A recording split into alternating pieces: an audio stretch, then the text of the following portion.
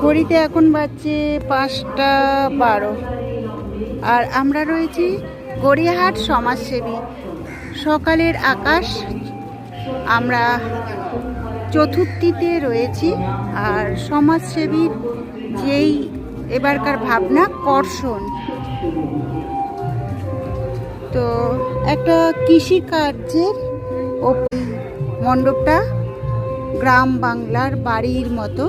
এসো মা আমাদের ঘরে এসছে, দেখুন ধান রয়েছে, পটচিত্র রয়েছে।